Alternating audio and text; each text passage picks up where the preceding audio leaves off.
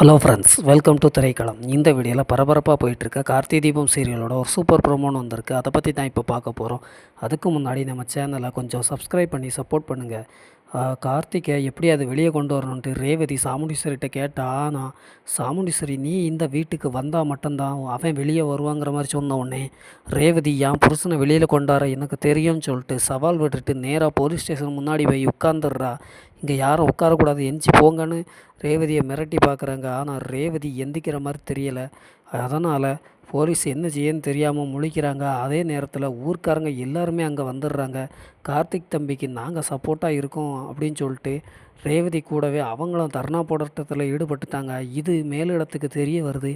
மேலே ஆஃபீஸர் அந்த போலீஸ் ஸ்டேஷனுக்கு கால் பண்ணி அங்கே என்ன பிரச்சனை நடக்குது அப்படின்னு சொல்லிட்டு விசாரிக்கும்போது அந்த பையங்களை கார்த்திகை உடனே ரிலீஸ் பண்ணுங்கள் அப்படின்னு சொல்லிட்டு ஆர்டர் போட்டுடுறாரு. உடனே நம்ம போலீஸ் இன்ஸ்பெக்டர் என்ன செய்கிறதுன்னு தெரியாமல் சாமுண்டீஸ்வரிக்கு கால் பண்ணி இந்த மாதிரி மேட்ரு இப்படி சீரியஸாக போயிட்டு அதனால் கார்த்திகை நான் வெளியே விட்டால் தான் என் பதவி தப்பிக்கும், அதனால் நான் வெளியில் விட போகிறேன்னு சொல்லிட்டாரு.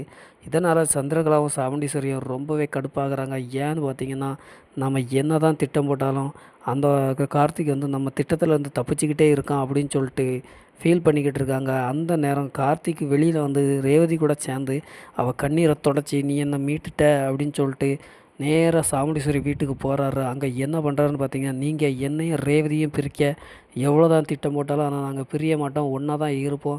இனிமேல் நீங்கள் என்னையும் ரேவதியும் பிரித்து பாருங்கள் அப்படின்னு சொல்லிட்டு சவால் விடுறாரு.